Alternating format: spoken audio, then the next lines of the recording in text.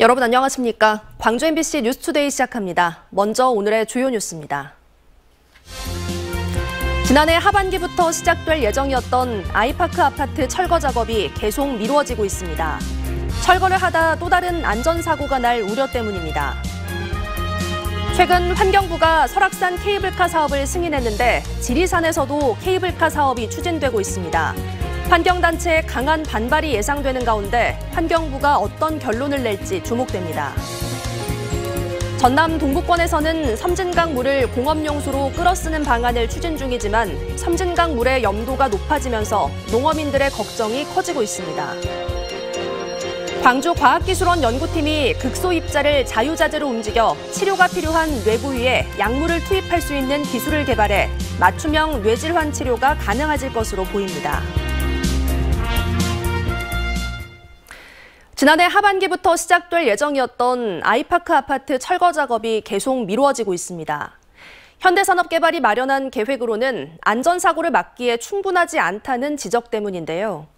철거 전 또 다른 사고를 막기 위해서는 안전에 안전을 더해야 한다는 목소리가 높습니다. 임지은 기자가 취재했습니다. 가리막으로 꽁꽁 가려진 39층짜리 아파트가 도심 한가운데 우두커니 서 있습니다. 철근은 얼키설키 쌓여 있고 아파트 상층부에 뚫려 있는 수십 미터의 구멍은 붕괴 사고의 참상을 고스란히 보여주고 있습니다. 궁금하죠. 그냥 답답하고 솔직히 이제 철거는 한다는데 언제 한지 안 한지를 모르겠어요. 제 뒤로 이미 안정화 작업이 끝난 아이파크 아파트 201동을 보실 수 있는데요. 당초 이달부터 철거가 시작될 예정이었지만 2달가량 미뤄지게 됐습니다. 현대산업개발이 제출한 해체계획서와 안전관리계획서가 미흡하다고 판단돼 서구청의 최종 승인이 늦어지고 있기 때문입니다. 지난달 16일 열린 해체위원회 심의에선 벽을 뜯을 때 사용하는 굴착기의 작업 반경을 다시 고려하고 콘크리트 상판의 강도를 확보하라는 등 200건에 가까운 지적사항이 나왔습니다. 또 잔해물을 지상으로 내릴 때 사고가 나지 않도록 타워 크레인의 지지력을 보강하는 등 국토안전관리원의 보안 조치들도 반영해야 합니다. 아무래도 이게 39층 고층 건물에서 해체를 작업을 하고 자유롭지 못하는 아파트 내부에서 해체를 한다고 생각하시면 되기 때문에 현대산업개발은 유례 없는 상황인 만큼 혹시 모를 안전사고를 대비해 오는 10일까지 계획서를 다시 작성한 뒤 승인 심사를 받겠다는 입장입니다. 무너진 201동을 포함한 아파트 전체 철거는 5월 초부터 본격적으로 시작되며 2025년 상반기까지 마무리될 계획입니다. MBC 뉴스 임지은입니다. 날은 점차 포근해지고 있습니다. 어제보다 기온이 더 오르겠습니다. 광주의 아침 기온은 7도 안팎으로 어제보다 2도가량 높게 출발했고요. 한낮 기온도 무려 22도 안팎까지 치솟으면서 어제와 비슷하거나 좀 더 높은 기온 예상됩니다. 일교차는 대부분 지역에서 15도 이상으로 크게 벌어지겠습니다. 환절기 감기 걸리지 않도록 주의하셔야겠습니다. 하늘 모습 보시면 오늘 하늘도 깨끗하게 드러난 상태입니다. 오전 중에 더 맑은 날씨가 이어지겠고요. 오후에는 구름이 조금 지날 수 있겠습니다. 미세먼지 농도는 내내 보통 수준 유지하겠습니다.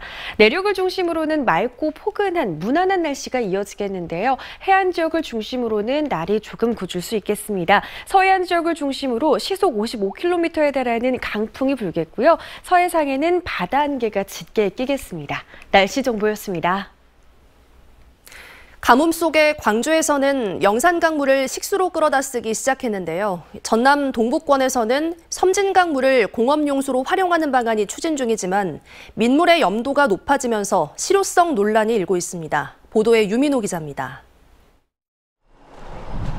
50년 넘게 섬진강 인근에서 농사를 짓는 도상재 씨. 지난해부터 이어진 가뭄에 양상추와 수박 농사를 망칠까 걱정입니다. 지하수를 끌어다 농업용수로 쓰는데 섬진강물 염분이 갈수록 높아지고 있어서입니다. 이 섬진강이 작아갖고 자꾸 이제 지하수가 요리 작은 물이 안으로 들어오니까 우리 마을이 전체 한 5분의 4가 지금 작아서 농사를 못 지을 정도고.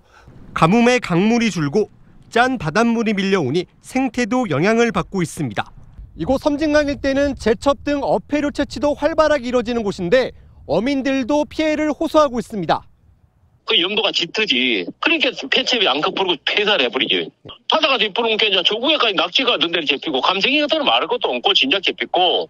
심각한 가뭄으로 여수광양 국가산단 가동까지 차질을 빚을 상황에 놓이자 윤석열 대통령은 비상시 섬진강물을 공업용수로 활용하는 방안을 준비해달라고 주문했습니다.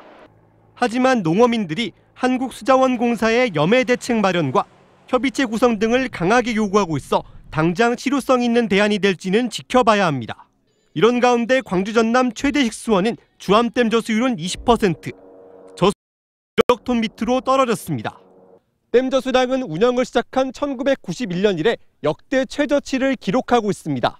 가뭄 대책들을 지속적으로 유지를 하고 또 시민분들께서 이제 용수 감량이라든지 그 실생활 속에서 쓸 수 있는 물제락 그 캠페인이라든지 이런 부분들을 같이 병행하고 있습니다. 당분간 큰 비 소식까지 없어 정부 지자체의 적극적인 절수동참 홍보와 물관리 대책 마련이 필요해 보입니다. MBC 뉴스 유민호입니다.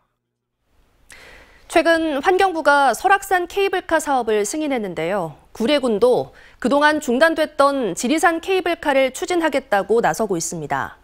환경단체의 강한 반발이 예상되는데 환경부가 이번에는 어떤 결론을 낼지 주목됩니다. 김영창 기자가 취재했습니다. 구례군은 1990년부터 지리산에 케이블카를 놓는 사업을 추진해 왔습니다. 관광 산업과 함께 장애인 노약자도 지리산을 볼 수 있게 하자는 취지였지만 그동안 환경 파괴 논란이 일면서 환경부는 계획을 4차례 반려했습니다. 그런데 최근 환경부가 설악산 케이블카 설치 사업을 조건부 승인하면서 구례군이 그동안 중단됐던 지리산 케이블카 사업을 재추진하기로 했습니다. 지리산 온천 지구에서 노고단 종속대까지 3.1km 구간에 38대의 케이블카를 설치하겠다는 겁니다. 타당성을 따지기 위한 용역도 발주할 예정인데 만약 이번에도 정부가 막을 경우 행정소송도 불사한다는 계획입니다. 다시 지금 용역을 준비하고 있습니다. 보완을 해서 다시 신청을 할 겁니다. 신청을 해서 또 보류가 된다면은 저희들도 행정소송을 제기하려고 준비를 하고 있어요. 구례군의 이 같은 움직임에 전라남도도 별도의 팀을 꾸려 지원하기로 했습니다. 구례군에서 지리산 케이블카 추진 시 우리 전라남도도 TF팀을 구성해서 적극적으로. 하지만 환경단체의 강한 반발이 예상됩니다. 공사 과정에서 자연훼손은 물론 야생동물의 생존권도 위협받을 수 있다고 주장하고 있는데 설악산의 케이블카 설치가 허용됐다는 사실이 지리산에 들어설 이유가 될 수 없다는 겁니다. 우후죽순처럼 이렇게 서로 하겠다고 할 경우 과연 환경부가 이 부분에 대해서 정말 국립공원을 훼손하는 주무부처로서 환경 파괴부로서 낙인이 찍히지 않을까. 구례군은 올해 용역이 끝나는 대로 케이블카 신청 계획서를 환경부에 제출할 예정인 가운데 환경부가 어떤 결론을 낼지 주목됩니다. MBC 뉴스 김영창입니다. 한 장례식장이 모텔 건물을 사들여 봉안당으로 바꾸려 하고 있습니다. 자치단체가 허가를 내주지 않았지만 주민 여론은 가라앉지 않고 있는데요. 어떤 사정이 있는 건지 양현승 기자가 취재했습니다. 목포 도심의 4층 규모 숙박업소 건물입니다. 인근의 장례식장이 사들인 뒤 지난해 말 목포시에 용도 변경 허가를 신청했습니다. 건물의 용도를 숙박시설에서 장사시설인 납골당으로 바꾸겠다는 내용이었습니다. 인근 마을이 발칵 뒤집혔습니다. 혹시 봉안시설을 짓냐라고 당사자한테 이제 여쭤봤는데 절대 아니다라고 또 얘기를 했었고요. 근데 그 며칠 사이에 용도변경 신청을 한 거예요. 납골당이 추진 중인 모텔 건물 인근 300m 거리에는 고등학교가 위치해 있고 학교 측은 학생들 정서와 교육 환경에 악영향을 우려하고 있습니다. 인근 주민 1,400여 명의 반대 여론까지 겹쳤습니다. 이런 진정서라든지 서명을 할 때도 야 그거 안 되겠다. 하당 동심 중심에 납골당 말 그대로 공동묘지가 들어서는 거 아니냐. 목포시는 결국 주민 정주 여건 악화를 이유로 용도 변경 불허가 결정을 내렸습니다. 장례식장 측은 그러나 행정소송 등을 예고하며 납골당 사업 추진 의사를 분명히 하고 있습니다. 이 장례식장은 지난 2010년 숙박시설을 장례식장으로 변경하는 과정에서도 목포시의 불허 처분에 맞서 행정소송을 통해 사업을 관철했던 경험이 있습니다.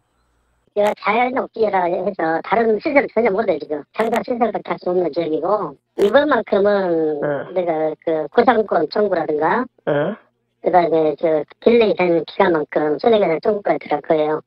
한편 목포시는 현재 목포 지역에 운영 중인 납골당 규모가 향후 17년을 버틸 수 있을 만큼 여유로워 신규 납골당이 시급한 것도 아니라며 사실상 법적 다툼에 대응할 논리 마련에 나섰습니다. MBC 뉴스 양혜승입니다.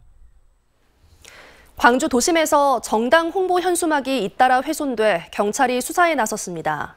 광주 광산경찰서에 따르면 그제 오후 4시 반쯤 광산구 수안동의 한 사거리에 걸린 진보당 홍보 현수막이 불에 그을려 훼손됐다는 신고가 접수됐습니다. 앞서 지난 1월에도 진보당 현수막이 고의로 훼손됐다는 피해 신고 접수가 잇따랐습니다. 경찰은 CCTV 영상 분석 등을 토대로 정확한 경위를 조사하고 있습니다. 광주경찰청 강력범죄수사대는 지난해 11월 평동산단 내 전자제품 부품 제조업체 공장에서 20대 노동자가 철제 코일에 깔려 숨진 사고와 관련해 해당 업체 공장장을 업무상 과실치사 혐의로 검찰에 송치했다고 밝혔습니다. 경찰은 증거 분석과 참고인 조사를 거쳐 공장장에게 최종 안전조치 책임이 있다고 판단했습니다. 광주지방고용노동청은 이와는 별도로 중대재해처벌법과 산업안전보건법 위반 혐의로 대표 등을 입건해 조사하고 있습니다.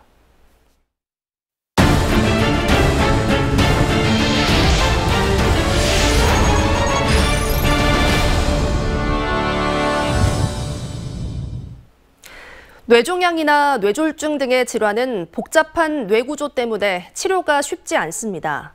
그런데 광주과학기술원 연구팀이 극소입자를 자유자재로 움직여 치료가 필요한 뇌 부위에 약물을 투입할 수 있는 기술을 개발해 맞춤형 치료가 가능해질 것으로 보입니다. 김초롱 기자의 보도입니다.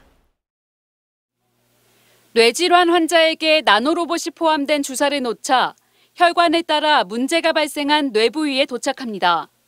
혈관에서 빠져나온 나노로봇이 치료 약물을 방출해 해당 부위를 치료합니다. 나노로봇을 이용해 뇌질환을 치료하는 모습입니다. 광주과학기술원 연구팀은 머리카락 굵기의 약 5,000분의 1 크기인 나노입자가 어디에 있는지 또 농도는 어떻게 되는지를 실시간으로 확인할 수 있는 자기입자 영상, 즉 MPI 기술을 개발했습니다. 이제 이 장비로 사람의 머리까지 측정이 가능하게 됐습니다. 이 같은 기술이 머지않아 상용화되면 복잡한 뇌구조 탓에 치료가 쉽지 않았던 뇌종양과 뇌졸중 등의 치료에 큰 도움이 될 전망입니다. 뇌질환 부위에 약물이 그쪽 부분만 이제 가는 거죠. 약물을 이제 필요한 만큼만 넣어서 딱 원하는 부위에 약물이 도달해서요 치료 효과를 극대화하는 겁니다. 예. 자동차의 내비게이션 역할을 수행하는 나노입자가 치료 약물을 담고 있는 운반체를 뇌질환이 발생한 곳까지 움직이게 할 수 있게 된 겁니다. 원래는 쥐와 같은 소형 동물에게만 상용화된 기술인데 사람에게 적용할 수 있게 된 건 세계 최초입니다.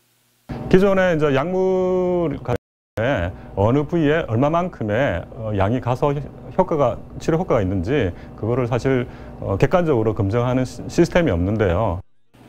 연구팀은 이 같은 기술이 의료기기 등으로 상용화가 되기까지 3년에서 5년 정도 예상하고 있습니다. MBC 뉴스 김초롱입니다. 지역의 한 대학교가 학생들에게 새 학기부터 아침 식사를 대접하고 있습니다. 단돈 1,000원에 제공되는 따뜻한 아침밥을 학생들도 반기고 있는데요. 박종우 기자가 다녀왔습니다. 목포대학교 구내식당. 이른 아침부터 학생들로 가득 찼습니다. 샌드위치와 달걀, 스프와 과일을 접시에 담아 허기진 배를 채웁니다. 호텔 조식 부럽지 않은 아침 식사비는 단돈 1,000원입니다. 1,000원이라는 것도 삼각김밥도 1,000원이 넘어가지고 먹기 힘든데 이렇게 1,000원을 해준다니까 부담 없이 많이 먹을 수 있는 것 같아요. 목포대가 1,000원짜리 아침밥을 준비한 건 이번 학기부터. 광주 등에서 장거리 통학하며 아침을 거르는 전교생 6,000명 중 5분의 1가량의 학생을 배려하기 위해서입니다. 1인분에 6,000원 수준의 푸짐한 아침밥을 준비한 뒤 대학에서 식당에 5,000원을 지원하며 학생 부담을 덜었습니다. 평균 300명분의 아침밥이 준비되는데 학생들의 호응 속에 재료가 모두 소진되고 있고 덕분에 이른 아침부터 시골 캠퍼스도 버리게 됐습니다. 학생들의 체력은 학생들이 기본적인 생활을 영위하는 데 가장 중요한 요소라고 생각을 합니다. 그것을 충족시키는 게 대학에서 해야 될 가장 기본적인 일이라고 생각하고 있습니다. 목포대는 더 많은 학생들이 아침밥을 먹을 수 있도록 추가 지원을 확보할 계획입니다. MBC 뉴스 박종호입니다. 전라남도는 남해안 개발을 위해 종합개발청 신설이 필요하다고 말하고 있는데요. 체계적이고 신속한 사업 추진을 위해 독립된 컨트롤 타워가 필요하다는 건데 넘어야 할 산이 많습니다. 문영철 기자가 보도합니다. 남해안을 끼고 있는 전남과 경남, 부산 등 3개 시도가 세계적인 해양 관광 벨트를 조성하기로 뜻을 모았던 상생협약식. 이 자리에서 김영록 지사는 성공적인 사업 추진을 위한 조건으로 남해안 개발청 신설을 언급했습니다. 최근 열린 해수부와의 정책협의회에서도 김 지사는 개발청의 필요성을 다시 한번 강조했습니다. 남해안 종합개발청을 설립을 하고 남해안을 체계적으로 국가적으로 개발하고 보존하고. 전라남도가 건의한 남해안 종합개발청은 국토부와 해수부, 환경부 등 여러 부처로 구성된 개발 전담기구입니다. 지금은 30개가 넘는 지자체가 개별적으로 남해안 개발 사업을 추진하고 있고 이를 담당하는 부처도 다양한데 컨트롤 타워가 생기면 업무 중복과 행정적 번거로움을 피할 수 있고 사업에도 속도를 낼 수 있다는 게 전라남도의 판단입니다. 새만금 지역의 산업 투자 등을 총괄하는 새만금 개발청이 대표적인 사례입니다. 하지만 과정이 만만치 않습니다. 개발청 신설을 위해서는 특별법 등을 새롭게 만들어야 하고 인접 시도와의 협조를 바탕으로 여러 부처를 설득해야 하는 과제도 있습니다. 전라남도는 우선 개발청 설립을 뒷받침할 수 있는 법안을 마련해 지역 정치권 및 부산, 경남 지역과 협의를 진행하겠다는 구상입니다. 상정이 된다라고 하면 주무부처를 중심으로 해가지고 관련된 부처들의 의견을 줘야 할 것이고 국회 내에서 그리고 각 지자체별로 질의응답이 이어질 것이고 그 부분에서 법률안이 모습을 좀 완성해 가지 않을까.